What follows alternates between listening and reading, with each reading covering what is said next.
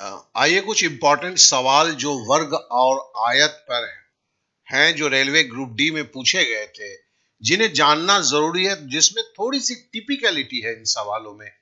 तो आज part two में जानते हैं। पार्ट वन में हमने कुछ ऐसे सवालों को दिया हुआ है, आपने उसे अवश्य देखा होगा, और अगर नहीं देखा है तो फिर हम इसका लिंक जो है डिस्क्रिप्शन पे दे रहे हैं, इस वीडियो की, पिछले वीडियो की, उससे आप जरूर देख लेंगे। तो चलिए शुरू करते हैं। पहला जो सवाल आता है वो बोला गया है कि एक टाइपिस्ट 9 सेंटीमीटर गुने 12 सेंटीमीटर पेपर शीट को लंबाई में प्रयुक्त करती है। मतलब एक पेपर शीट है, जैसे हम समझ लेते हैं ये 9 सेंटीमीटर और 12 सेंटीमीटर है। वो प्रत्येक ओर 1 सेंटीमीटर तथा ऊपर तथा नीचे की ओर 1.5 सेंटीमीटर की मार्जिन छोड़ती है। टाइपिंग में प्रयुक्त कागज का खंडित भाग क्या होगा? देखिए, ये सवाल जो है ये रेगुलर के सवाल नहीं है, और अगर पहले से इसके ऊपर जानकारी नहीं होता है तो परीक्षा हॉल में ये हाथ थोड़ा रुक जाता है, कुछ वक्त तो जरूर ले लेता है अगर आप जानते हैं तो भी। तो चलिए इसको कैसे करना है।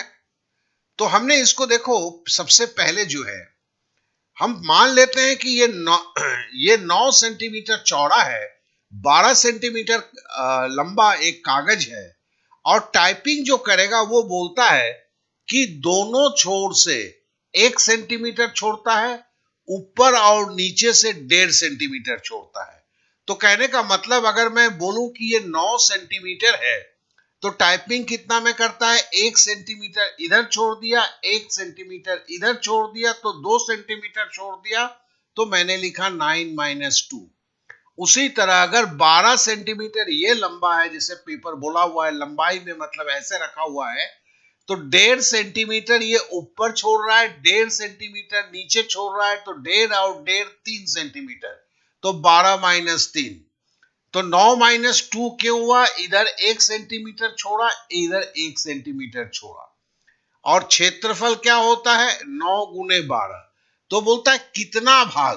कितना भाग मतलब है कि पेपर का भाग नीचे होगा और टाइपिंग का भाग ऊपर होगा, इसी का अनुपात यहां पूछा गया है। तो हम इसे करते हैं। 9 में से 2 घटाया, 9 × 12 तो हो गया, 9 में से 2 घटाया 7, 12 में से 3 घटाया 9, 9 में से 9 कट गया, बराबर 7/12 आंसर हो गया। ठीक है, तो इस तरह से ये सवाल देखिए है तो बहुत आसान, लेकिन अगर आप सवाल को पढ़ के इमीडिएट अगर आपके दिमाग में पिक्चर नहीं बनता है कि एग्जैक्टली क्या मांग रहा है, तो थोड़ा मुश्किल होता है। तो इसी के लिए इस तरह के सवालों को मैं आपके सामने रख रहा हूं कि इस पर एक नजर देना जरूरी है। चलिए अब अगले सवाल पे चलते हैं। पहला सवाल बोला है एक वृत्ताकार और दूसरे वर्गाकार मैदान की परिमितियां एक समान है। ठीक है, अब चलिए भाई, वृत्ताकार और वर्गाकार परिमिति। वृत्ताकार किसी भी इसका परिधि जो होता है 2πr होता है, चलिए हमने 2πr लिखा, बराबर बोलता है दूसरे वर्गाकार मैदान की परिमिति। तो वर्गाकार मैदान मतलब जिसकी लंबाई और चौड़ाई बराबर है, तो वर्गाकार मैदान की परिमिति क्या होता है? बराबर 4a हुआ। अब थोड़ा आगे बढ़ लेते हैं। यदि वर्गाकार मैदान का क्षेत्रफल 121 वर्ग मीटर है, तो वृत्ताकार मैदान का क्षेत्रफल कितना वर्ग मीटर होगा? तो देखिए यहां से जो है, पहले तो हमें, यदि वर्गाकार मैदान का क्षेत्रफल 121 वर्ग मीटर है, तो वर्गाकार मैदान का क्षेत्रफल क्या होता है? वर्गाकार मैदान का क्षेत्रफल ए स्क्वायर होता है, मतलब भुजा का स्क्वायर। तो पहले हम पाई और ए के बीच में ये जो हमें पहला जो दिया हुआ है कंडीशन, उस पे हम रिलेशन निकालने की कोशिश करते हैं। तो पाई का मान 22/7 होता है, तो हम क्या लिखेंगे? 2 × 22/7 बराबर क्या होगा? बराबर आपका 4a हो गया।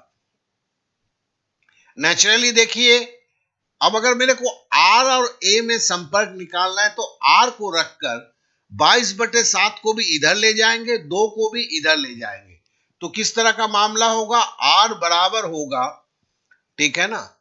अब देखिए 4a तो ऊपर लिख दिया मैंने, और 22/7 है, तो दो जो है इधर, दो इधर गुना में है तो दो भाग में चला गया, और 4a में देखिए 7 यहां पर भाग में है, तो इधर जब जाएगा समीकरण के नियम के अनुसार पक्षांतर विधि में, तो 7 ऊपर की चला चला जाएगा, 22 जो है नीचे की तरफ आ जाएगा, ठीक है ना।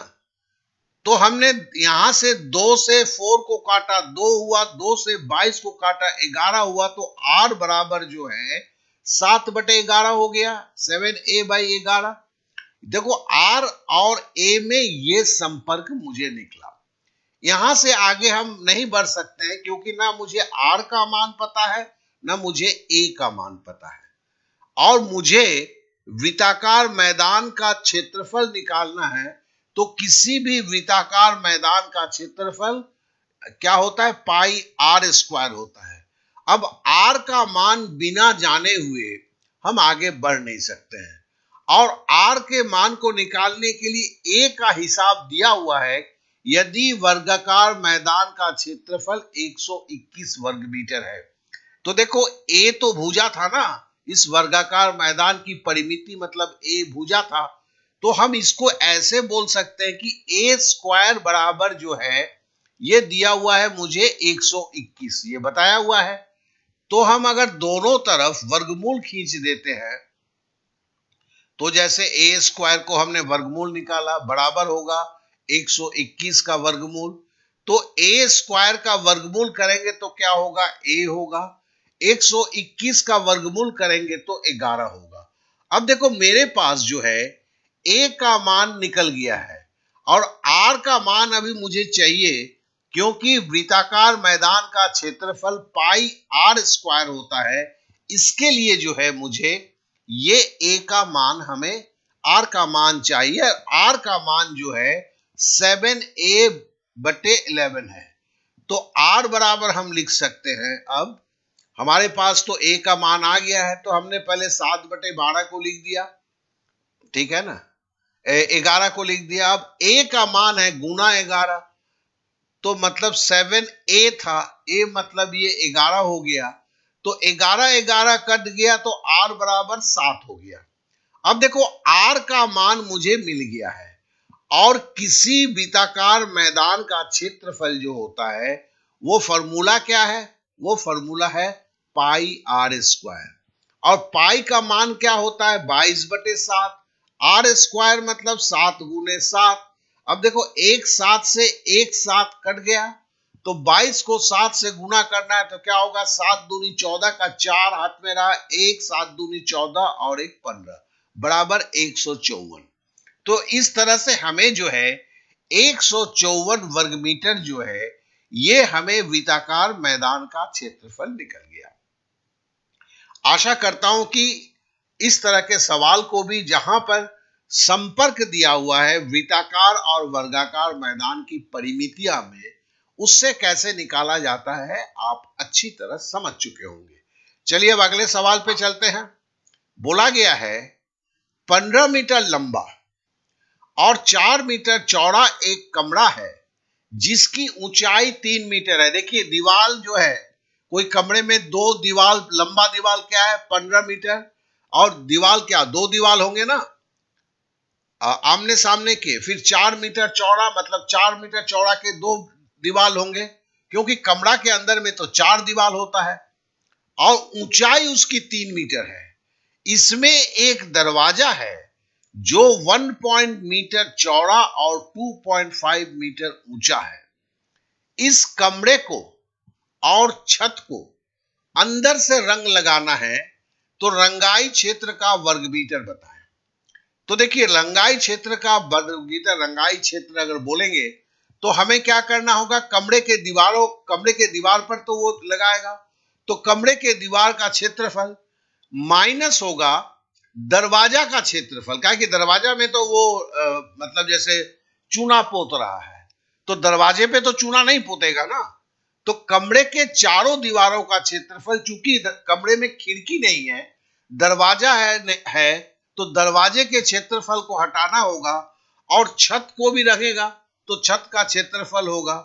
फर्श में तो आपका रंगाई होता नहीं है तो फर्श का क्षेत्रफल नहीं लिया गया है, इसे ध्यान होगा। अब देखो कमरे के चारों दीवारों का क्षेत्रफल क्या होगा। सबसे पहले हम देखते हैं, कमरा देखो 15 मीटर लंबा है तो दो दीवार 15 मीटर का होगा। 4 मीटर चौड़ा है तो दो दीवार 4 मीटर का है। देखो मैं किसी तरह फॉर्मूला इस्तेमाल नहीं कर रहा हूं, बल्कि एक स्वाभाविक ढंग से चीजों को समझने की कोशिश कर रहा हूं, लिख रहा हूं। और ये सब जो है 3 मीटर ऊंचा है तो इसको जोड़ दिया और 3 से गुणा कर दिया तो पूरे दीवार का क्षेत्रफल निकल गया। लेकिन उसमें से दरवाजे का दीवार में क्षेत्रफल तो घटाना है। दरवाजा 1.2 मीटर चौड़ा 2.5 मीटर ऊंचा है तो माइनस हमने कर दिया क्या 1.2 इंटू 2.5, ये दरवाजा का घटा दिया, प्लस अब हमें छत का क्षेत्रफल निकालना है। छत में देखो 15 मीटर लंबा है, 4 मीटर चौड़ा है, आयताकार बॉडी है, तो 15 को 4 से गुणा कर देंगे तो ये छत का क्षेत्रफल हो जाएगा। तो देखो ये दीवार का क्षेत्रफल माइनस दरवाजे का क्षेत्रफल प्लस छत का क्षेत्रफल, इससे पूरा निकल गया। 15 15 को जोड़ा 30, 4 4 को जोड़ा 8, 30 अठे 38, 38 गुना 3 बराबर 114। ये 114 वर्ग मीटर जो है ये पूरा कमरे का क्षेत्रफल है। उसमें 1.2 को गुना 2.5 से करेंगे तो 25 को 12 से गुना करेंगे तो 300 होगा। चूंकि 2 दशमलव है तो 2 शून्य कट जाएगा तो -3 मीटर हो जाएगा। ये आपका जो है स्क्वायर मीटर, ये दरवाजे का क्षेत्रफल है। और अब बोलता है कि छत का क्षेत्रफल। छत का देखो 15 मीटर लंबा है, 4 मीटर चौड़ा है, तो प्लस 15 गुने 4, ये छत का क्षेत्रफल हुआ 15 चौके 60। अब इसको 114 से के साथ 60 जोड़ते हैं 174 हुआ, 174 से 3 घटा दिया तो 171 वर्ग मीटर हो गया। इस तरह से इस सवाल का उत्तर जो है 171 वर्ग मीटर हुआ। चलिए अब अगले सवाल पे चलते हैं। बोलता है दिए गए चित्र में दर्शाए अनुसार कार्डबोर्ड के एक आयताकार टुकड़े के विपरीत सिरों को अर्धवृत्त से काटा गया। ये अर्धवृत्त है मतलब पूरे वृत्त का आधा भाग है, ठीक है।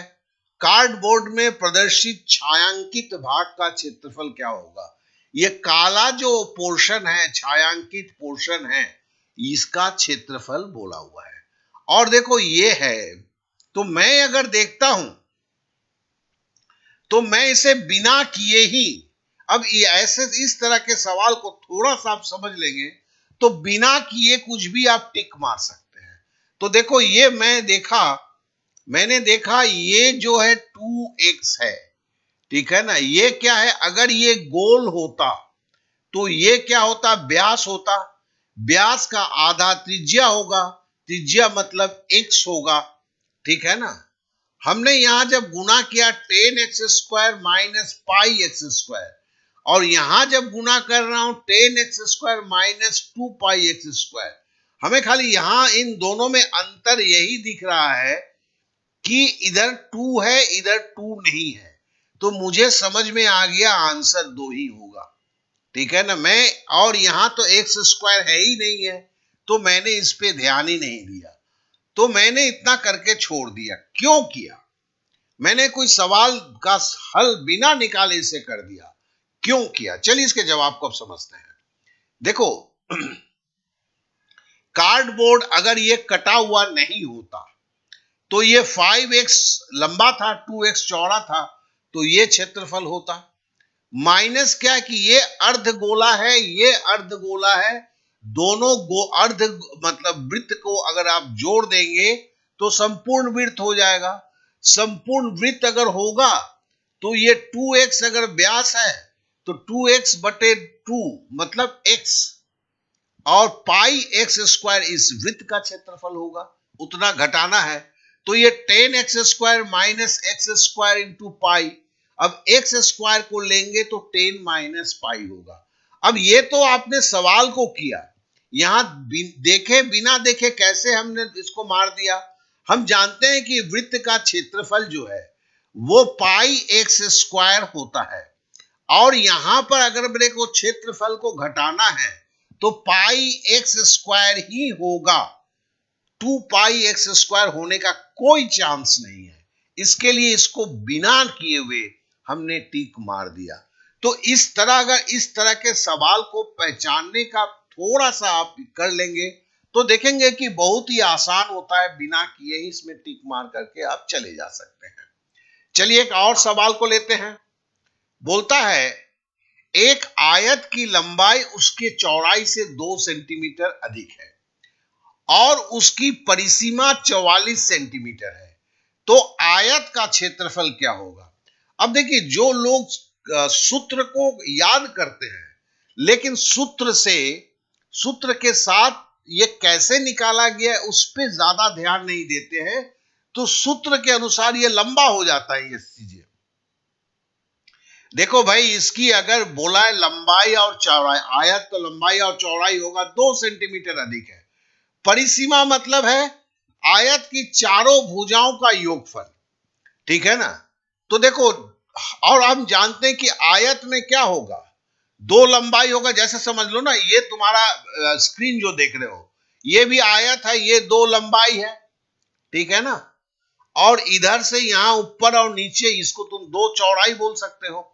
अब देखो, अगर 2 सेंटीमीटर जो है मैं हटा देता हूं तो लंबाई का इधर का 2 सेंटीमीटर, इसका भी 2 सेंटीमीटर हटा दिया तो 4 सेंटीमीटर हटा दिया, तो ये क्या 40 सेंटीमीटर। परिमिति क्या है, यहां से लेके इसको पूरा मापते हैं तो इसकी परिमिति होता है। तो अगर लंबाई चौड़ाई बराबर करना है तो मेरे को 2 सेंटीमीटर यहां से घटाना होगा, और 2 सेंटीमीटर नहीं, दूनी 4 सेंटीमीटर मुझे घटाना होगा। तो फिर क्या होगा, लंबाई चौड़ाई इसका बराबर हो जाएगा। तो मैंने 4 सेंटीमीटर घटा दिया तो कितना हो गया, 40 सेंटीमीटर। तो मतलब है कि ये अगर चारों इसके भुजा को जोड़ दें तो 40 सेंटीमीटर, चारों भुजा को अगर जोड़ देते हैं तो 40 सेंटीमीटर होता है, तो एक भुजा कितना होगा, 10 सेंटीमीटर। तो हमें तुरंत पता क्या चल गया कि इसकी चौड़ाई 10 सेंटीमीटर है और लंबाई क्या है, 2 सेंटीमीटर ज्यादा है, 12 सेंटीमीटर। तो आयत का क्षेत्रफल क्या होगा, 12 गुने 10, 120 वर्ग सेंटीमीटर। तो देखो, मैंने बिना कुछ किए पूरा सवाल का हल कर लिया। इतना थोड़ा सा हमें देखना है। अब जरा हम हकीकत में करते हैं। हकीकत में अगर करते हैं तो देखो, इतना मुझे कैलकुलेशन करना है। देखो, इस तरह से अगर आप सोच करके आंख बंद करके थोड़ी सी करने की कोशिश करते हो तो समझ में, आप समझ लो कि आपको सवाल समझ में आने लगेंगे। अब देखो यहां क्या किया है, इसने चौड़ाई मान लिया 1 सेंटीमीटर, ये लंबाई मान लिया 1 सेंटीमीटर, तो चौड़ाई क्या 2 सेंटीमीटर घटेगा, x माइनस 2। अब देखो लंबा परिसीमा क्या है, लंबाई प्लस चौड़ाई गुने 2, तो 2x प्लस x माइनस 2, ठीक है ना। तो 2 से इस 2 को काट दिया तो 22 हो गया, 2x माइनस 2 बराबर 22। तो 2x बराबर हो गया, ये -2 इधर चला गया, +2 हो गया, 24 हो गया। x बराबर 24 बटे 2, 12। तो x मतलब लंबाई हो गया 12, चौड़ाई हो गया 10। तो आयत का क्षेत्रफल क्या होगा, 12 गुने 10, 120 सेंटीमीटर। देखो, ये जो तुम्हें करने का वक्त मिला है इसी चीज को हमने कैसे बोला था, हमने बोला कि भैया 2 लंबाई होता है, 2 चौड़ाई होता है परिसीमा में, अंतर क्या है, 2 सेंटीमीटर का। तो 2 लंबाई में कितना बढ़ेगा, 4 सेंटीमीटर। 4 सेंटीमीटर 44 से घटा दिया तो 40 सेंटीमीटर। मतलब अब 40 को 4 से भागा दे दिया तो 10 सेंटीमीटर। मतलब अगर मैं बोलूं चौड़ाई 10 सेंटीमीटर है तो लंबाई कितना होगा, 10 और 2 12 सेंटीमीटर। तो लंबाई 12 सेंटीमीटर है, चौड़ाई 10 सेंटीमीटर है, तो क्षेत्रफल कैसे निकलेगा, 12 गुने 10, 120 वर्ग सेंटीमीटर।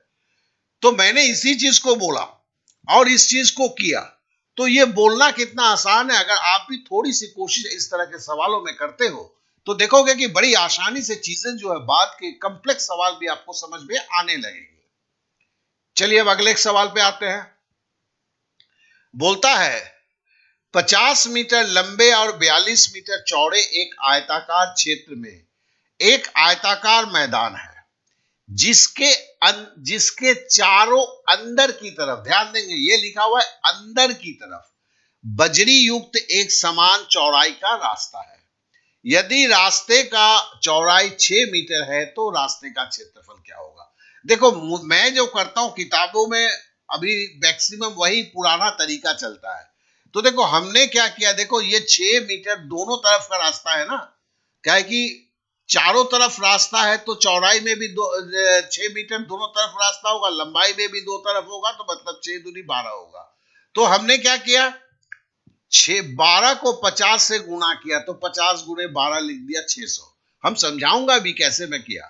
फिर 12 चूंकि है 12 को 42 से घटा दिया। क्यों घटाया अभी मैं बताऊंगा। तो पहले मैंने 42 से 12 घटा दिया तो 30 हुआ, तो 30 गुणे 12, 6 दूनी 12, 360 जोड़ दिया तो 960 हो गया। बस इतने में उत्तर हो गया। किताब के पीछे देखो बड़ी लंबी चौड़ी रहती है, इसको समझते हैं थोड़ा मामला क्या है। यही बोला हुआ है कि पार्क है, ये बजरी का रास्ता है, ठीक है ना, बीच में आपका ये पार्क है, यही बताया है इस सवाल में। हमने पकड़ लिया कि इसकी लंबाई जो है 50 मीटर है, ये जिसकी चौड़ाई है 42 मीटर। चलो अब ये रास्ता अगर है तो हम इसको 6 मीटर इसने इधर भी छोड़ा है, 6 मीटर इसलिए इधर भी छोड़ा है, जोड़ देंगे तो दोनों तरफ का रास्ता क्या होगा, 12 मीटर, जिसका चर्चा मैं यहां पर कर रहा था। इधर भी देखो 6 मीटर है, इधर भी देखो 6 मीटर है, ठीक है ना, तो आप इधर भी 12 मीटर। अब इस रास्ते का अगर क्षेत्रफल निकालना होगा तो हम क्या कर सकते हैं। हमने देखो यहां 4 लाइन खींच दिया फटाफट। अब देखो ये 50 मीटर लंबा और 6 मीटर चौड़ा है, ठीक है ना। सेम देखो ये भी 50 मीटर लंबा है, 6 मीटर चौड़ा, तो 6 और 6 कितना हो गया 12, 50 गुने 12, यही हमने 600 लिखा था। अब देखो यहां पे ये कितना है 6 मीटर है, ये कितना है 6 मीटर है, तो 42 में से 6 और 6 12 घटा दिया तो ये कितना होगा 30 मीटर लंबा। ये कितना होगा 6 मीटर चौड़ा। इधर भी क्या है 30 मीटर लंबा, चौड़ा कितना है 6 मीटर। तो 6 मीटर जोड़ के देखो ये 12 मीटर कर दिया, और 30 मीटर लंबा है तो 30 गुने 12 360, इस तरह 960 हो गया। तो आशा करते हैं, लेकिन क्या होता है किताबों में क्या करते हैं कि ये पूरा क्षेत्रफल पहले निकालते हैं, फिर इसका क्षेत्रफल निकालते हैं, फिर इस बड़े क्षेत्रफल से छोटे क्षेत्रफल को घटाते हैं, घटाने के बाद जो उत्तर होता है उसे लिखते हैं, जबकि बड़े आसानी से इसे इस तरह से कर दिया जा सकता है। तो इस तरह 960 जो वर्ग मीटर है ये इसका उत्तर हुआ। तो आशा करता हूं कि आज के इन सारे सवालों से आप जो है एक उन सवालों को देखने का आपको मौका मिला, समझने का, जो टिपिकल होते हैं लेकिन जो एग्जाम में टकराते हैं और जो ग्रुप डी में बार बार टकराए हुए थे। तो आशा करता हूं कि ये वीडियो आपको काफी अच्छा लगा होगा। अगर आप पहली बार मेरी वीडियो को देख रहे हैं तो सब्सक्राइब जरूर करेंगे, बेल बटन को अवश्य दबाएंगे, और अगर आप रेगुलर मेरे साथ चल रहे हैं तो बस मेरे साथ बने रहिए, क्योंकि एक अंजाम तक हम जरूर पहुंचेंगे। बहुत बहुत धन्यवाद, बहुत बहुत धन्यवाद।